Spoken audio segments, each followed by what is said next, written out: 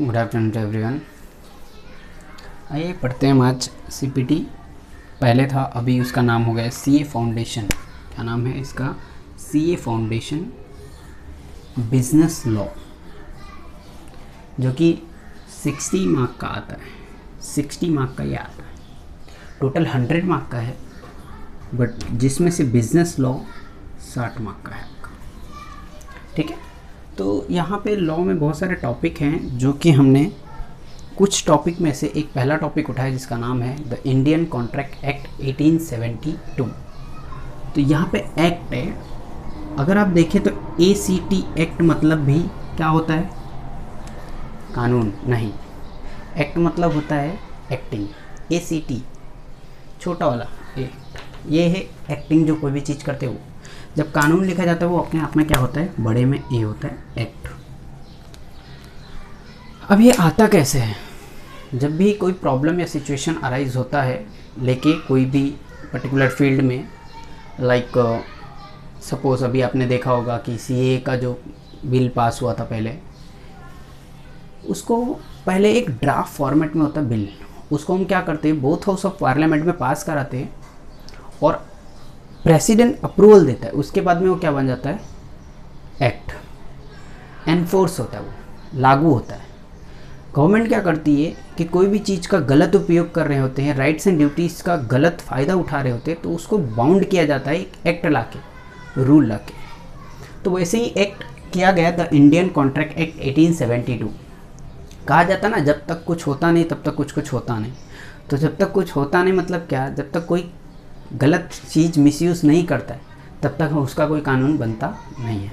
तो ऐसे कानून बना है किसके रिलेटेड? कॉन्ट्रैक्ट के रिलेटेड। ये कॉन्ट्रैक्ट है। अब कॉन्ट्रैक्ट के अंदर अगर देखा जाए, ध्यान से देखेंगे तो इंडियन कॉन्ट्रैक्ट एक्ट 1872 ऐसा कुछ लिखा है वहाँ पे। इंडियन कॉन्ट्रैक्ट एक्ट 1872 आपको वहाँ पे मिलेगा, और ये एनफोर्स हुआ था। कब हुआ था? डेट देख सकते हैं आप, 1 सितंबर 1872। कब होता है ये? 1 सितंबर 1872 को ये लागू किया गया था, पारित किया गया था। जिस साल में वो एक्ट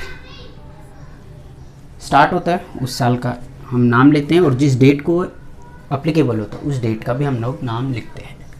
ये कहाँ कहाँ अप्लीकेबल है, एक्सटेंट कहाँ कहाँ है इसका? Whole of India. पहले कैसा था?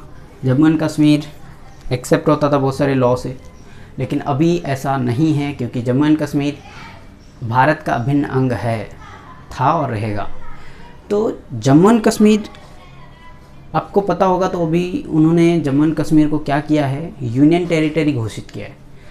उससे क्या फ़ायदा होता है? जो दंगे होते थे वो बंद हो जाएंगे। क्यों? क्योंकि वहाँ पे जो अधिकार है, वहाँ पे जो सरकार है, वहाँ पे जो पावर जो इम्प्लीमेंट हो रहे हैं वो किसके हो रहे? सेंट्रल गवर्नमेंट के। जहाँ पे भी यूनियन टेरिटरी होता है एक्सेप्ट दिल्ली, है ना, तो वहाँ पे क्या कर रहे हैं हम? गवर्नमेंट, सेंट्रल गवर्नमेंट अपना कानून, अपना व्यवस्था वहाँ पे स्टार्ट करती है, जिसकी वजह से सेंट्रल के कंट्रोल में होता है। तो इसलिए जम्मू एंड कश्मीर को भी यूनियन टेरिटरी घोषित किया गया है। और आप जहाँ तक जान सकते हैं कि होल ऑफ इंडिया के अंदर जम्मू एंड कश्मीर भी आया। तो अभी ये एक्ट कहाँ पे एप्लीकेबल है? Whole of India including Jammu and Kashmir. ठीक है, याद रखना है चीज़। आगे बढ़ते हैं तो यहाँ पे लिखा है डिफाइन कॉन्ट्रैक्ट। कॉन्ट्रैक्ट क्या है? अब यहाँ पे हम कॉन्ट्रैक्ट एक्ट के अंदर गए तो सबसे पहले कॉन्ट्रैक्ट के बारे में पढ़ लेते क्या है। कॉन्ट्रैक्ट जो एक्ट है ना, वो डिफाइन किया गया है सेक्शन कौन सा? सर कॉन्ट्रैक्ट कौन से सेक्शन के? तो ये जो कॉन्ट्रैक्ट है ना, ये जो कॉन्ट्रैक्ट है डिफाइन किया गया है सेक्शन 2 सबसेक्शन H में। ये किसका? 1872 एक्ट है जो इसी का है। सेक्शन 2 सबसेक्शन H में ये डिफाइन किया गया है। क्या डिफाइन करता है? An agreement enforceable by law. एक एग्रीमेंट है जो कि एनफोर्सेबल बाय लॉ, जो कानूनी तौर से वो एनफोर्सेबल है। कौन सा? वो एग्रीमेंट। इसके लिए हम उसको क्या बोलते हैं? कॉन्ट्रैक्ट। जो अनएनफोर्सेबल होगा उसको हम कॉन्ट्रैक्ट नहीं मानेंगे। तो यहाँ पे मैं प्लस कर रहा हूँ, मतलब क्या? An agreement plus enforceable by law is contract. तो पहला अगर देखा जाए तो एग्रीमेंट क्या है? एग्रीमेंट होता है कि प्रपोजल एक्सेप्ट होता है। जब प्रपोजल मतलब ऑफर एक्सेप्ट होता है तो उसे हम क्या बोलते हैं? एग्रीमेंट। उसको क्या बोलते हैं हम? एग्रीमेंट। अच्छा ध्यान देना, प्रपोजल एक्सेप्टेंस मिलके क्या बन गया, एग्रीमेंट। अच्छा, अब बात करते हैं प्रपोजल। ये हम आगे बढ़ेंगे डिटेल में, इसका सेक्शन है 2 सबसेक्शन ए, ठीक है। एक्सेप्टेंस 2 सबसेक्शन बी में आता है। तो यहाँ पे देखो क्या लिखा है, प्रपोजल के लिए मैंने लिखा है 2 और मोर पर्सन। अच्छा एक बात बताओ, कोई सिंगल आदमी अपने आप से कॉन्ट्रैक्ट कर सकता है, अपने आप से प्रपोजल देके एक्सेप्ट कर सकता है क्या? नहीं। 2 या 2 से ज़्यादा ही लोग क्या कर सकते हैं, प्रपोजल देंगे और एक्सेप्ट करेंगे। अच्छा, मैं यहाँ से निकाला पॉकेट से पैसा, बोला अजय चाहिए क्या? हाँ चाहिए, ये जेब में डाल लिया, ऐसा थोड़ी ना होता है। ऑफर एंड एक्सेप्टेंस, ठीक है। तो ऑफर और एक्सेप्टेंस के लिए क्या चाहिए, 2 या 2 से ज़्यादा आदमी चाहिए। पार्टीज ज़रूरी है 2 से ज़्यादा। अच्छा, इसमें एक चीज़ और है, कनपट्टी पे बंदूक रख के आपसे कोई चीज़ एक्सेप्ट करवाया जाता है, क्या वो कॉन्ट्रैक्ट बनेगा? जी बिल्कुल नहीं। क्यों? आपका फ्री कंसेंट है ये, आपका उसमें फ्री कंसेंट होना बहुत ज़रूरी है। सर फ्री कंसेंट क्या होता है? जिसमें आप बंधे हुए नहीं होते हो, किसी के दबाव में आकर क्या करते हो, कोई भी चीज़ को एक्सेप्ट नहीं करते। जैसे कहा जाता ना, मूवी था ना एक, मैं पीताम्बर 1 सितंबर, ऐसा कुछ है। तो आपने पता है ना, पूरे होशो हवास में ये सारी प्रॉपर्टी लिख रहा हो, ऐसा कुछ कॉन्ट्रैक्ट करते हैं ना कोई लोग, तो उसे हम बोलते हैं फ्रीली कंसेंट। अपनी आज़ादी से, अपने मर्जी से कॉन्ट्रैक्ट को कर रहा है, तो फ्री कंसेंट है। एक्सेप्ट हुआ तो वो क्या बन जाता है, अपने आप में एक प्रॉमिस। क्या बन जाता है? प्रॉमिस। ये चीज़ है। तो 2 और मोर पार्टीज मिलके ऑफर को क्या करते हैं, एक प्रपोज करता है, दूसरा एक्सेप्ट करता है। व्हेन बिकम एक्सेप्टेड तो क्या बन जाता है, वो प्रॉमिस। अब प्रॉमिस बन गया, फिर एग्रीमेंट होगा, एग्रीमेंट होके एनफोर्सेबल बाय लॉ होता है, तो क्या बन जाता है, कॉन्ट्रैक्ट, जो कि इंडियन कॉन्ट्रैक्ट एक्ट 1872 के अंदर आता है। सॉरी, नेक्स्ट बात करते हैं, इसको मिटाते हैं। नॉर्मली क्या होता है, देखो कॉन्ट्रैक्ट के अंदर नॉर्मली क्या होता है।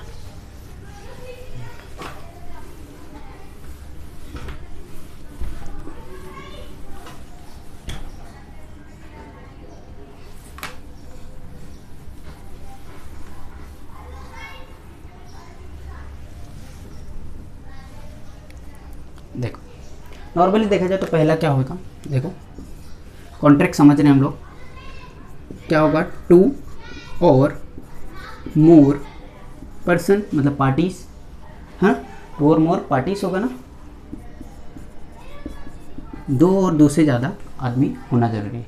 2 से ज़्यादा, 2 या 2 से ज़्यादा नहीं होंगे तो कॉन्ट्रैक्ट कैसे बनाओगे, है ना। ऑफर कैसे होगा, एक्सेप्ट कैसे होगा, ये सारी चीज़ ज़रूरी है। दूसरा इसके अंदर क्या, 2 से ज़्यादा आदमी अगर होंगे तो क्या होगा, देखो party must be create a legal obligation. क्या होना चाहिए, पार्टीज, जो पार्टी है वो क्या होना चाहिए, पार्टीज मस्ट बी, मस्ट, ये लॉ के लैंग्वेज में मस्ट मतलब होना ही चाहिए भाई, मस्ट बी क्या, create a legal obligation, create a legal, must be create a legal, या मस्ट बी क्रिएट लीगल क्या, ऑब्लिगेशन। अब ये क्या होता है, parties must be create legal obligation. Sir legal, हाँ बिल्कुल सही, लीगल होना ही चाहिए, इलीगल नहीं होना चाहिए ऑब्लिगेशन।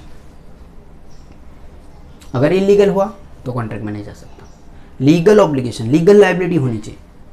मैं आपको ए ने बी को कार दिया, ए ने बी को कार दिया, ये लो यहाँ पे लिख रहा हूँ, ए और बी 2 लोग थे, ए ने बी को क्या दिया, कार, प्रपोज किया कि भाई मैं कार देने के लिए रेडी हूँ, बी ने एक्सेप्ट किया, और बी ने बोला कि इसके बदले में मैं आपको ड्रग्स दूंगा। क्या सही है, लीगल ऑब्लिगेशन है।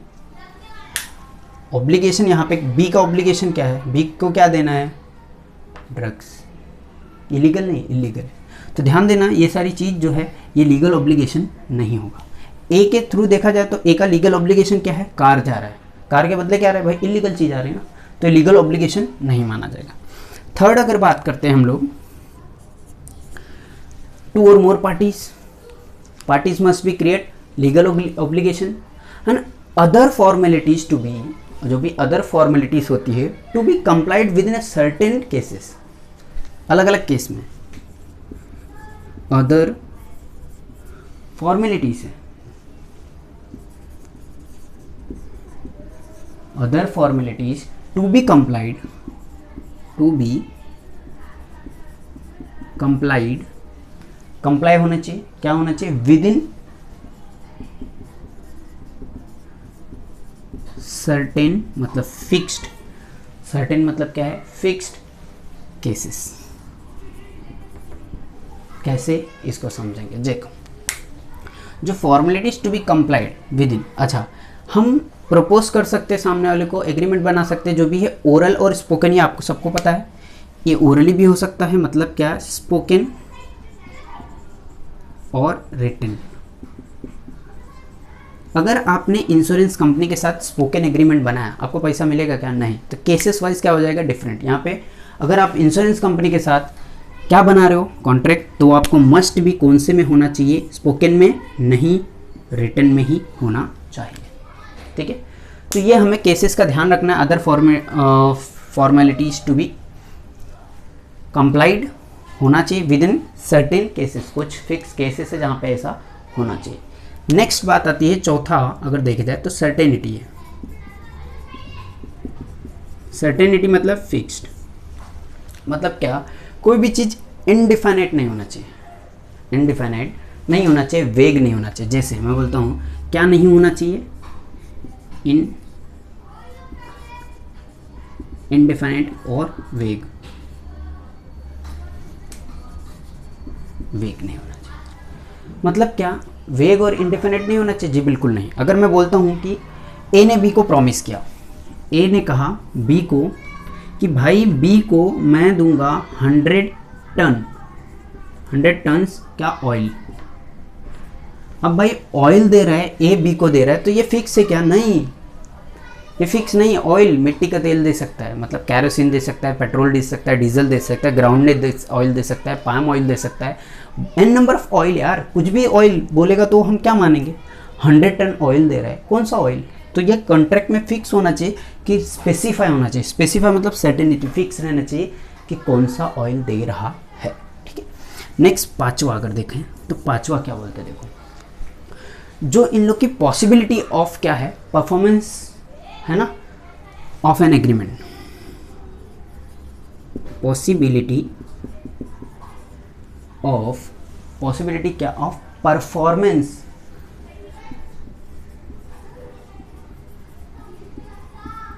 परफॉर्मेंस ऑफ एन क्या, एग्रीमेंट।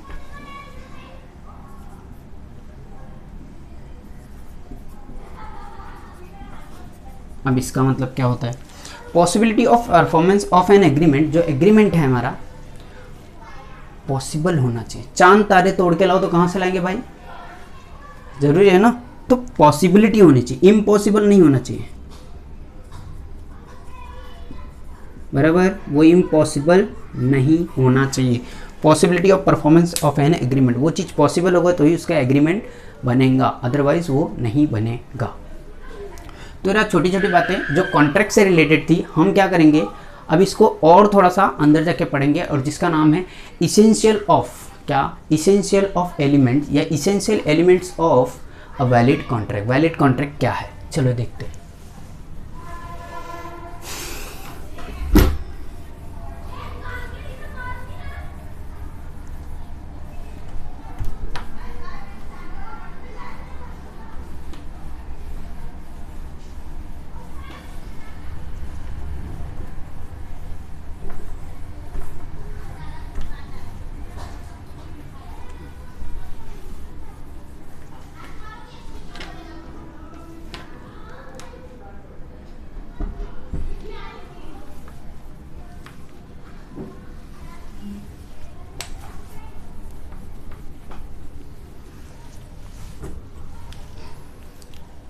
क्या है, essential elements of a valid contract.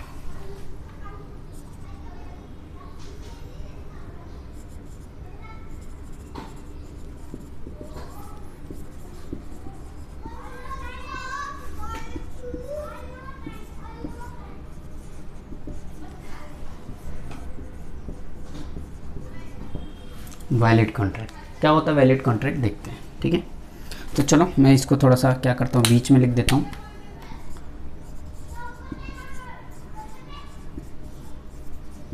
Contract को समझने के लिए हम थोड़ा सा इसको समझते हैं और आगे। तो वैलिड कॉन्ट्रैक्ट क्या होता है? देखो, पहला, इस वैलिड कॉन्ट्रैक्ट में सबसे पहला चीज़ क्या होता है? Offer and acceptance. क्या होगा? Offer and acceptance. मैं इसको मिटा रहा हूँ। एंड ऑफर एंड एक्सेप्टेंस होना चाहिए। क्या होना चाहिए? सबसे पहले offer and acceptance. Offer and acceptance, इस एक्सेप्टेंस का every promise and every set of promise, every promise, यहाँ पे लिख रहा हूँ मैं, देखो ध्यान से, every promise and every set of promises, every promise and every set of promise forming consideration for each other, forming consideration for each other, for each other, एक दूसरे के लिए कुछ ना कुछ कंसिडरेशन देना चाहिए। Every promise and every set of promise forming consideration, forming क्या कर रहा है? कंसिडरेशन फॉर ईच अदर, सबके लिए कुछ ना कुछ क्या होना चाहिए? कंसिडरेशन में आना चाहिए, जाना चाहिए। प्रॉमिस अगर कर रहा है तो कुछ ना कुछ आना चाहिए और कुछ ना कुछ जाना चाहिए। जैसे अगर मैं बात करूँ तो ए ने अगर बी को कार बेचा 2 लाख रुपए में, तो ए बी को क्या दे रहा है? कार दे रहा है, और बी उसके बदले क्या दे रहा है? 2 लाख रुपए दे रहा है। तो कंसिडरेशन में कुछ ना कुछ क्या है? एक दूसरे पार्टी से लेन देन होना चाहिए। कंसिडरेशन अगर हम डिटेल में पढ़ेंगे, कंसिडरेशन मतलब होता है something in return, Kwid pro Q, Latin word में बोलते हैं इसको। तो क्या होना चाहिए? पहला, every promise and every set of promise forming consideration for each other, पहला। दूसरा अगर देखा जाए तो फ्रीली कंसेंट होना चाहिए। क्या होना चाहिए? फ्रीली कंसेंट, मतलब किसी का दबाव नहीं होना चाहिए। फ्री कंसेंट, ये फ्री कंसेंट होना चाहिए। मतलब क्या? इसके अंदर क्या नहीं होना चाहिए? किसको हम बोलते हैं फ्री कंसेंट नहीं है? तो फ्री कंसेंट मतलब क्या होता है? Agreed upon same thing in the same sense. मतलब क्या? Agreed upon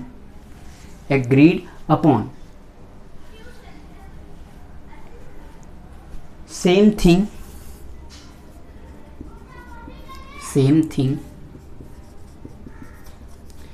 in the same sense। अब इसका मतलब क्या होता है? एग्रीड अपॉन होना चाहिए किसके ऊपर? सेम थिंग पे और सेम सेंस पे। जैसा मैंने सोचा वैसा तुमने भी सोचा, मैंने कुछ और सोचा था, तुमने कुछ और सोचा, ऐसा नहीं चलेगा। जैसे मैंने, ए ने बी को कहा, ए के पास 2 कार है, एक रेड है एक ब्लू है। ए ने बी को कहा कि भाई मैं अपनी कार 2 लाख में बेचने वाला हूँ, तुम ले लो। बी ने बोला ओके भाई कोई प्रॉब्लम नहीं, ले लेंगे। तो बी सोचा ब्लू वाला बेच रहा है और ए बोल रहा है मैं रेड वाला बेचूंगा, ऐसा उसने मन में सोचा, उसने स्पेसिफाई नहीं किया। तो वो क्या नहीं होना चाहिए? देखो ध्यान से, agreed upon same thing in the same sense. Same sense, जैसा मैंने सोचा था ना वैसे तुम भी सोचो। मैंने अगर रेड वाला बेचना चाहा तो तुम रेड वाला ही खरीदोगे, तो मैं स्पेसिफाई करूंगा कि भाई 2 लाख रुपए में मेरी रेड वाली कार ले लो, और तुम उस पर एग्री हुए होना चाहिए। समझ में आया? तो देखो क्या है? Agreed upon same thing in the same sense और फ्री कंसेंट होना चाहिए। फ्री कंसेंट मतलब समझते हो ना, कोई बंधेज नहीं है। अच्छा, फ्री कंसेंट क्या नहीं है? तो देखो मैं यहाँ पे लिख रहा हूँ, फ्री कंसेंट पहला है कोर्जन।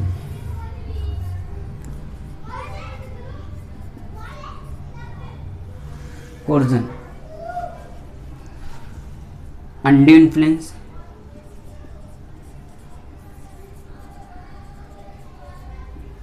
फ्रॉड, मिसरिप्रेजेंटेशन,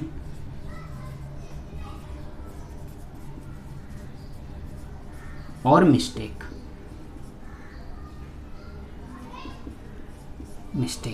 ये जितने हैं ना, ये फ्री कंसेंट नहीं है, फ्री कंसेंट नहीं है। समझ में आ गया आपको? तो कोर्जन मतलब क्या होता है ये सब आगे हम डिस्कस करेंगे। कोर्जन मतलब होता है कि कोई कनपटी पर बंदूक रख के फोर्सफुली आपको एग्री करवा रहा हो, उसे हम बोलते हैं कोर्जन। दूसरा, अंडर इन्फ्लुएंस, टीचर स्टूडेंट को पापा बेटे को, पेरेंट्स अपने बच्चों को फोर्सफुली क्या करते हैं, कोई भी चीज़ को करने के लिए कहते हैं, उसे हम क्या बोलते हैं, अनड्यू इन्फ्लुएंस, अनड्यू एडवांटेज लेते हैं, उसका फ़ायदा उठाते हैं गलत तरीके से। तीसरा है फ्रॉड, आपको पता है इंटेंशन क्या होता है, चीट करने का। मिस रिप्रेजेंटेट करते हैं, लास्ट है मिस्टेक, कोई मिस्टेक गलती से हो जाता है वो सब हम पूरा डिटेल में पढ़ेंगे, सेक्शन 15 से लेकर 21 तक है ये हम पढ़ेंगे। आगे आता है थर्ड अगर देखा जाए वैलिड कॉन्ट्रैक्ट क्या है, तो वैलिड कॉन्ट्रैक्ट में ऑफर एंड एक्सेप्टेंस होना चाहिए, फ्री कंसेंट होना चाहिए। थर्ड में बोलूँ, थर्ड वाला, तो थर्ड में क्या हो सकता है, कैपेसिटी ऑफ, क्या कैपेसिटी ऑफ द पार्टीज। अब कैपेसिटी क्या होता है, कैपेसिटीज ऑफ द पार्टीज। अच्छा, कैपेसिटी मतलब कैपेबल होना चाहिए, मतलब क्या होना चाहिए वो, पहला 18 और मोर, उसका एज होना चाहिए, देश को चलाने के लिए 18 साल काफ़ी है, लेकिन शादी करने के लिए 21 साल है। गवर्नमेंट भी समझता है क्या देश को चलाना आसान है, घर को नहीं। 18 साल है उससे ऊपर होना चाहिए, तो मैच्योरिटी आती है, मेजर में बोलते हैं हम, ये होना चाहिए। दूसरा 18 और मोर, दूसरा इस पे कहा गया है साउंड माइंड नहीं होना चाहिए, सॉरी साउंड माइंड होना चाहिए, मतलब वो क्या नहीं होना चाहिए, अनसाउंड माइंड, पागल, लूनेटिक, बेवड़ा, है ना, ये सब नहीं होना चाहिए। क्यों, ऐसे लोग से कॉन्ट्रैक्ट बनाओगे, एग्रीमेंट करोगे, तो उस पर रिलाई कैसे करेंगे, वो तो कुछ भी करता है, हावलागिरी। अच्छा एक बात बताओ सर, एक बात बताऊँ, कोई बंदा हावला है, पागल है, दिमाग नहीं है उसको, लेकिन कभी कभी वो ठीक रहता है, तो क्या कॉन्ट्रैक्ट बना सकते हैं? जी बिल्कुल बना सकते हैं, जब वो ठीक रहता है, अपने होशो हवास में अगर वो है और कॉन्ट्रैक्ट बना रहा है, समझ रहा है, दिमाग चल रहा है उसका, तो आप उसमें कॉन्ट्रैक्ट बना सकते हैं, कोई प्रॉब्लम नहीं है। अगर 3 घंटा किसी को दौरे आते हैं, बाकी के दिन ठीक रहता है, तो बाकी के दिन में आप कॉन्ट्रैक्ट उसके साथ बना सकते हैं। एंड थर्ड इसमें आता है क्या, बहुत बड़ी चीज़ है थर्ड वाला, कि आप कोई भी चीज़ को, जिससे बोलते हैं डिस्क्वालीफाइड बाय एनी लॉ, कोई भी गवर्नमेंट या कोई भी जगह पे, कोई भी कंट्री से अगर मान लो वॉर चल रहा होता है, उस टाइम पे आप उससे कॉन्ट्रैक्ट बनाते हैं तो वो नहीं चलेगा। क्यों, देश से गद्दारी कर रहे हो, देश का जो दुश्मन है उसके साथ आप कॉन्ट्रैक्ट बना रहे हो,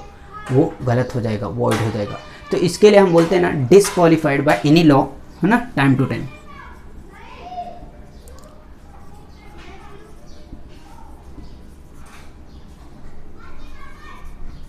एनी लॉ, ये नहीं होना चाहिए, मतलब क्या, एज 18 साल उससे ऊपर होना चाहिए, साउंड माइंड होना चाहिए, और डिस्क्वालीफाइड बाय एनी लॉ नहीं होना चाहिए। अगर ये 3 चीज़ है तो आप क्या हैं, कंपेटेंट ऑफ द पार्टीज। कौन सा, 2 और मोर पार्टी जो यहाँ पे था, ये लोग कॉन्ट्रैक्ट बनाने के लिए ऑफर में आए थे, उसके काबिल आप हैं।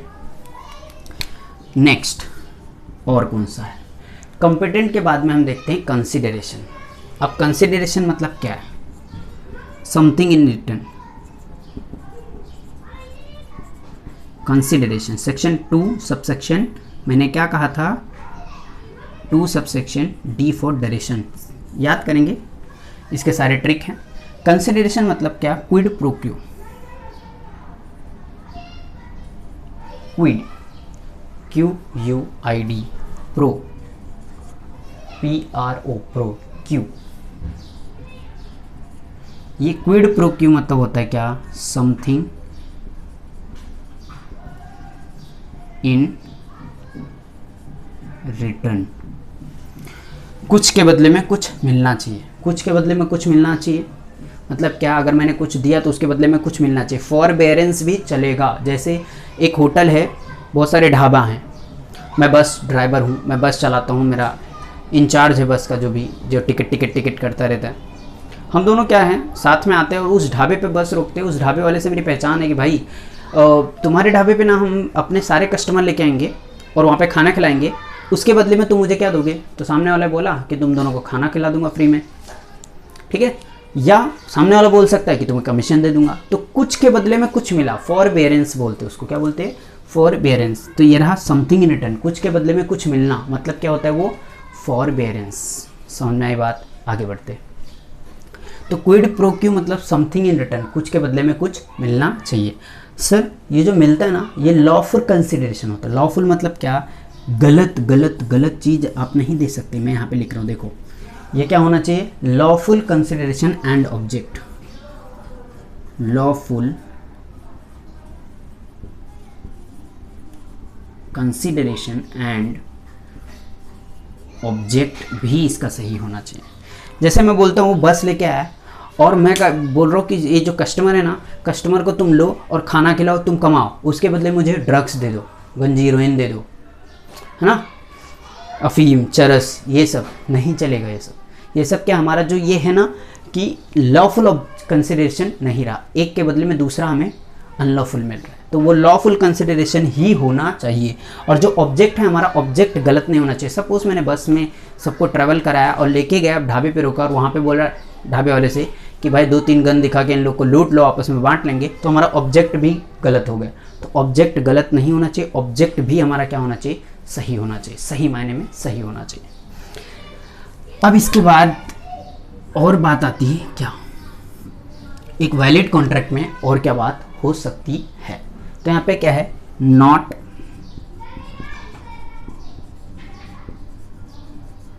Expressly, not expressly declared to be void। Expressly declare to be void नहीं होना चाहिए, मतलब क्या वो सामने से देख के ऐसा कैंसिल नहीं होना चाहिए। जैसे अगर मैं यहाँ पे बोलूँ कि क्या लिख सकते हैं हम, ऑल क्या, ऑल इलीगल एग्रीमेंट क्या हो जाएगा, void हो जाएगा, void फ्रॉम बिगिनिंग, खत्म, void है ना। और ऑल void क्या हो सकता है, all void not necessary illegal, ये चीज़ याद रखना। जरूरी नहीं कि ऑल जो void है हमारा कॉन्ट्रैक्ट है वो क्या हो, इलीगल ही हो, जरूरी नहीं है ये, है ना। चले आगे बढ़े।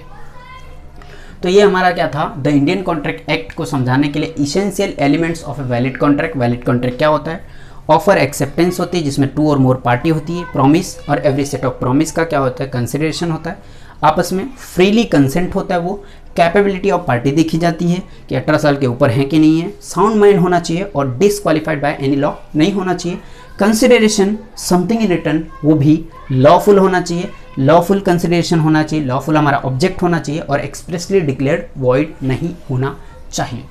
इसके बाद हम लोग करेंगे एक छोटा सा types of contract on the basis of 3 चीज़ है, उसके बेसिस पे हम चार्ट बनाएंगे और फिर आज का लेक्चर यहीं पे ख़त्म करेंगे। तो चार्ट क्या देख लो, नेक्स्ट लेक्चर हम उसको समझेंगे चार्ट को। और ये सारी चीज़ जो छोटे छोटे टॉपिक है ना, ऑफर क्या है, कंसिडरेशन क्या है, एक्सेप्टेंस क्या है, एग्रीमेंट क्या है, इसको पूरा डिटेल में हम समझेंगे। मैं इंस्टीट्यूट की बुक से पढ़ा रहा हूँ, तो आप लोग भी ध्यान देना, इंस्टीट्यूट की बुक आपके पास होगी तो स्टार्टिंग में जो चीज़ है मैं उसी को अभी तक एक्सप्लेन कर रहा हूँ।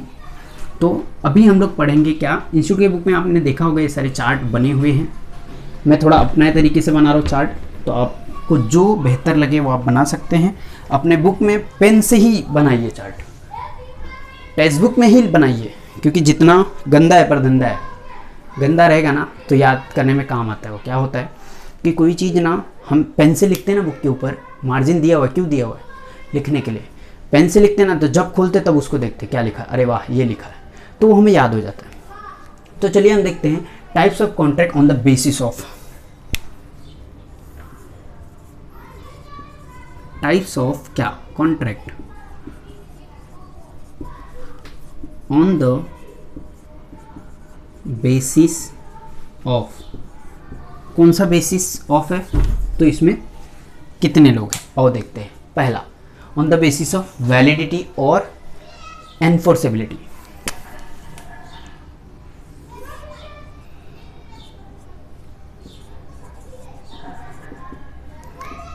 वैलिडिटी, वैलिडिटी मतलब वैलिड, और एनफोर्सेबिलिटी,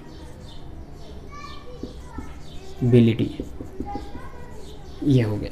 इसके अंदर कितने पार्ट है, इसके अंदर देखा जाए तो कितने पार्ट हैं, 4 5।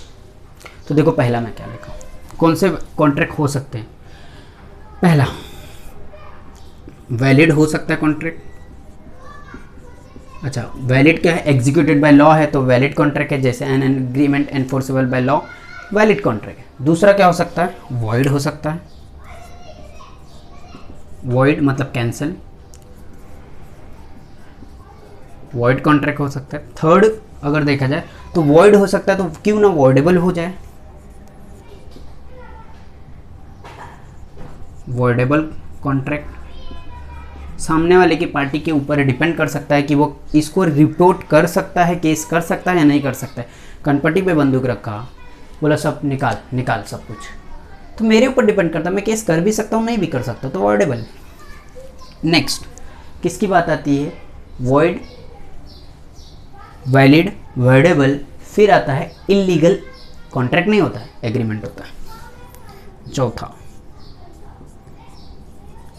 इलीगल एग्रीमेंट,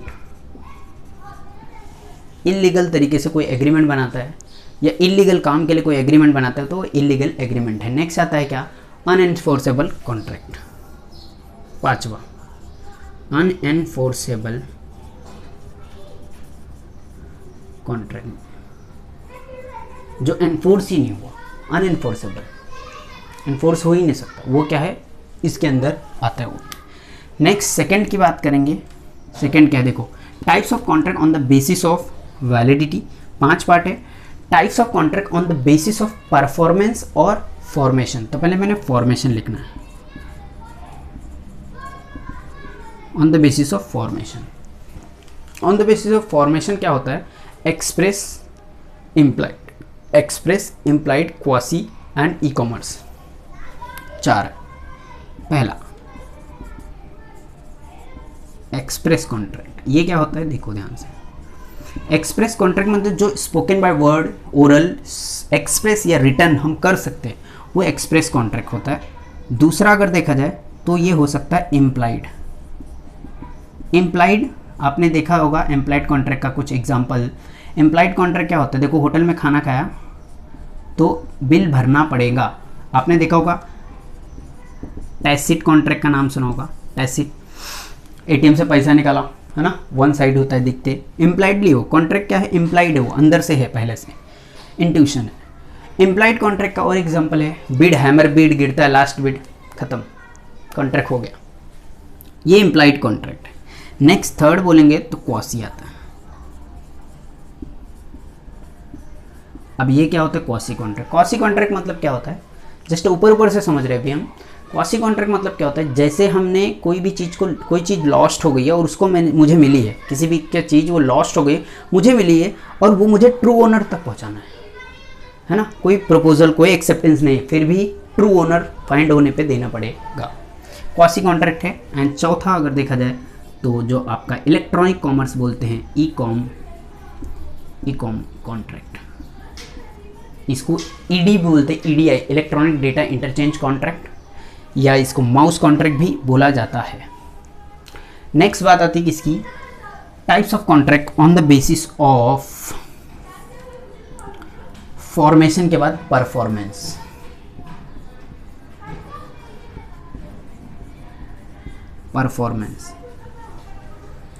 परफॉर्मेंस में 2 आते हैं।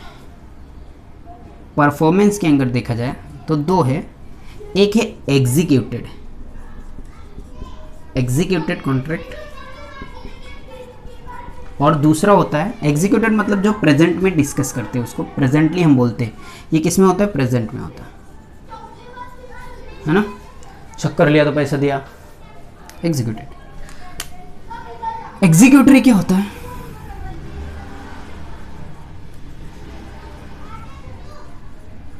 एग्जीक्यूटरी के अंदर 2 होते हैं, ये फ्यूचर के ऊपर डिपेंड करता है ना। वन पार्टी या बोथ द पार्टी फ्यूचर में एग्रीड करते हैं, एक ने दे दिया, एक का बाकी है ना। सपोज मैंने किसी को बोला ट्यूशन पढ़ाऊंगा, इतना रुपए महीने लूंगा, अभी तो दिया नहीं ना सर्विस, खाली बात हुई है। तो एग्जीक्यूटर में आता है यूनिलेटरल कॉन्ट्रैक्ट और बायलेटरल।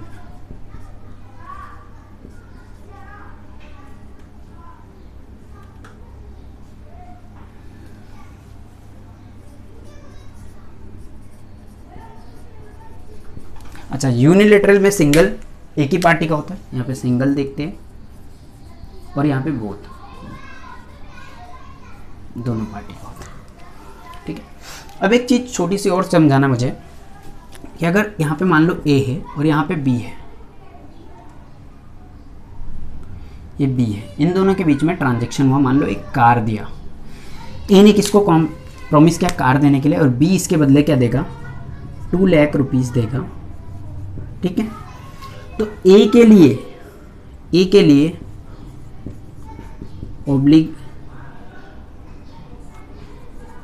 ऑब्लिगेशन और राइट क्या होगा, ऑब्लिगेशन और राइट क्या होगा, तो ऑब्लिगेशन ए के लिए क्या है, लायबिलिटी क्या होगी, कार, और राइट क्या है उसका, 2 लाख। यही चीज़ अगर देखा जाए बी के लिए ऑब्लिगेशन क्या है, बी के लिए ऑब्लिगेशन 2 लाख रुपए है, और बी के लिए जो राइट है वो कार है, तो ये ऑब्लिगेशन हो जाएगा और ये राइट हो जाएगा। तो ये चीज़ याद रखना ज़रूरी है, राइट्स एंड ऑब्लिगेशन आते हैं। ठीक है, तो बाकी का हम नेक्स्ट लेक्चर में करेंगे। अभी हमें प्रपोजल भी डिस्कस करना है, प्रपोजल के ऊपर टॉपिक पूरा पढ़ना है, प्रपोजल एक्सेप्टेंस, बहुत सारा पूरा टॉपिक ही पढ़ा है। जस्ट मैंने कॉन्ट्रैक्ट के बारे में थोड़ा बहुत बताया है, कोशिश किया आपको बताने के लिए। ठीक है, तो ये मैंने चार्ट बनाया, इसको भी डिटेल में हम लोग अभी पढ़ेंगे। ठीक है, तो आज के लिए सिर्फ इतना ही। Thank you so much.